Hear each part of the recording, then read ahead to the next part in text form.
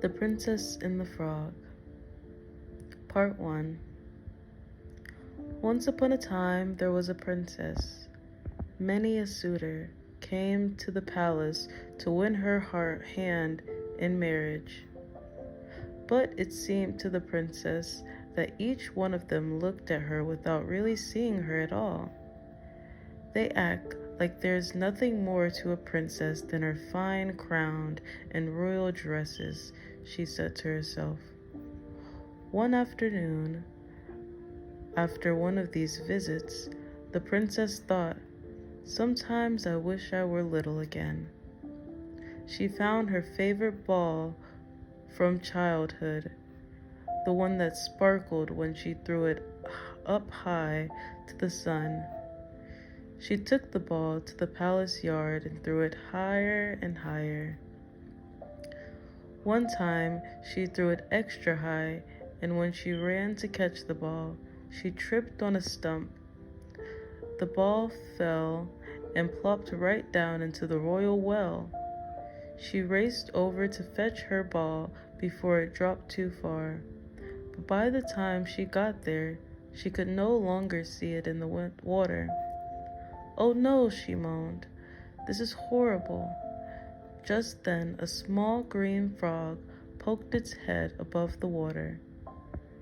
"Maybe I can help you," said the frog. "Yes," said the princess. "Get my ball." "No problem," said the frog.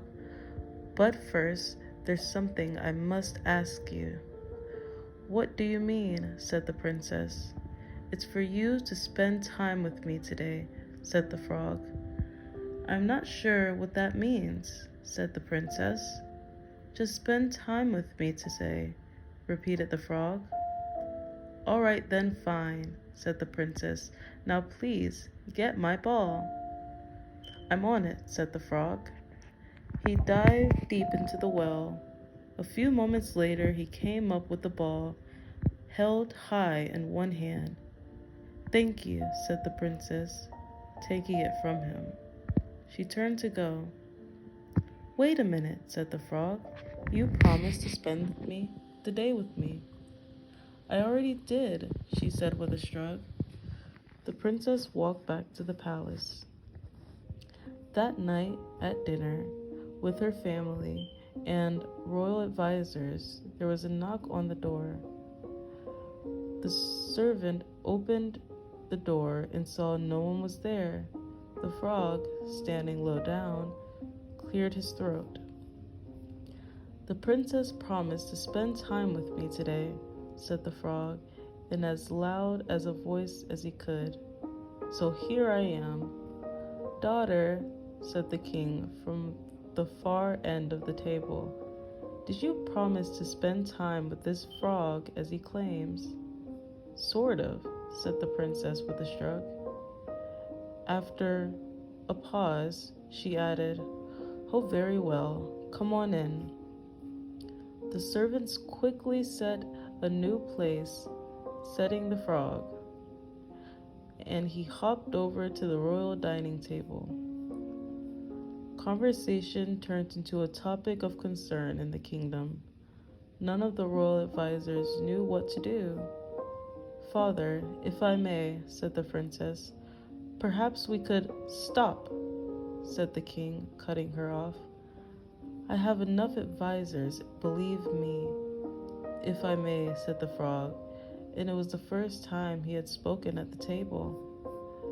"There's more to a princess than her fine crown and royal dress." The princess stared at the frog. How could this little frog, and no one else, understand such a thing? After dinner, the frog bowed to the princess. He said, "You have done what you said you would do. I suppose it is time for me to go now." "No, wait," said the princess.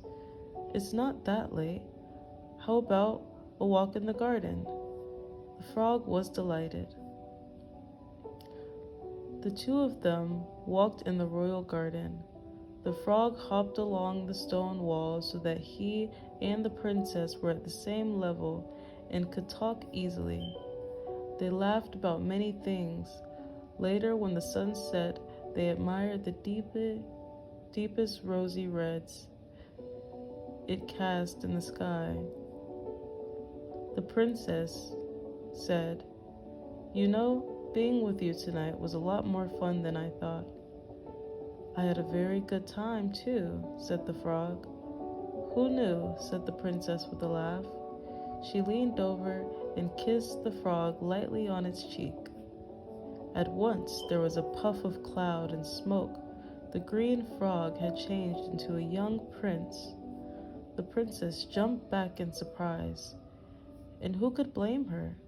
The prince quickly told her not to worry, that all was well. Years before, an evil witch had put a spell on him that he must stay a frog until he was kissed by a princess. The witch had laughed an evil laugh, saying, "Like that will ever happen." But it did. Now the prince and the princess could get to know each other even better. Years later, they were married. They had a beautiful setting made for her favorite ball from childhood and placed it on their royal dining table. When the sunlight shone in through the palace windows, the ball sparkled for all to see. The end.